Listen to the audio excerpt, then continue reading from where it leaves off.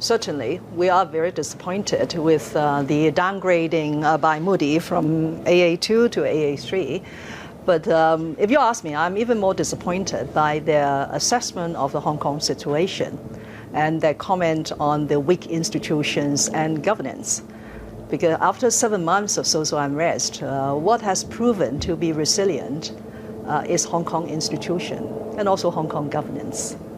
And those are also the important principles that I myself and the government have been holding very dearly in dealing with this unprecedented situation. I mean, it's clear that you're here with a big delegation to try and send a more positive message about the resilience of Hong Kong.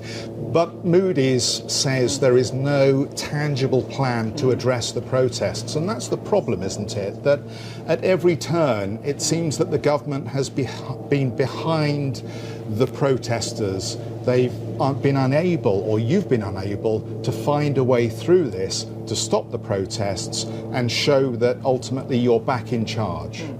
Well, if the protest 7 months ago was caused by the government attempt to introduce amendments to the Fugitive Offenders Ordinance, or what we call the extradition bill, we reacted pretty fast. It was within 3 days after the first confrontation that took place that I came out to announce that we will suspend this legislative exercise. And of course, subsequently, I came out to declare that the bill was dead, and we formally withdrew the bill from the Legislative Council.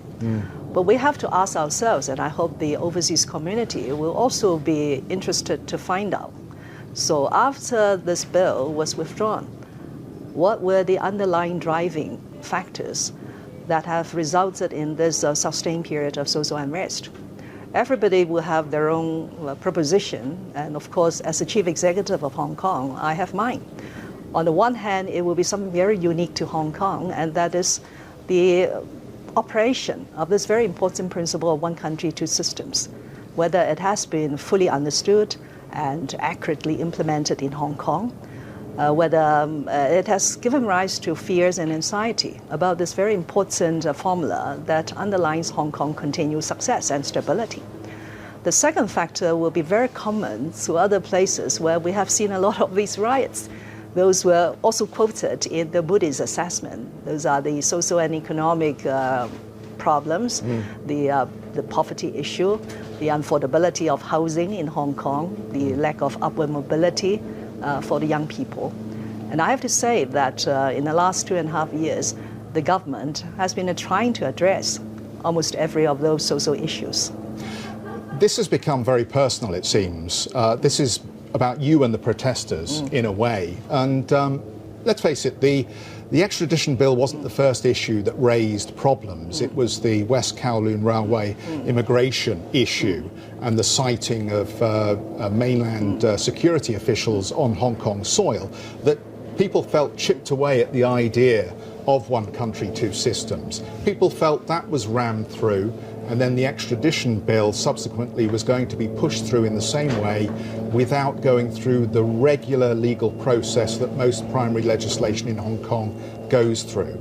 So now people, I think, say it's about you. Why won't you resign? Well, I have a duty to ensure that Hong Kong will move forward. The last thing that Hong Kong people would like to see is Hong Kong being stagnant, because there are so many issues we need to tackle. So taking responsibility could take the form of continue to try to arrest the situation and help Hong Kong to move on, whereas walking away does not solve the problem. And of course, in my position, walking away could cause more uncertainty and confusion in the continued governance of Hong Kong.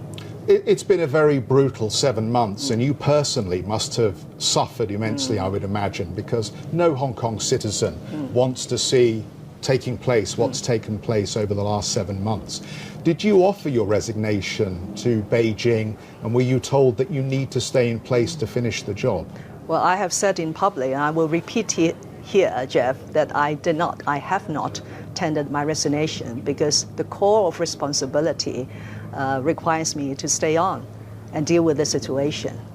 But since you mentioned the frustrations or the difficulties over the last 7 months, I want to say that the most difficult part is to see this city that I love where I was born and grown up, has sort of suddenly changed to a place where people have lesser respect for the rule of law, and also where the society is so divided and so polarized.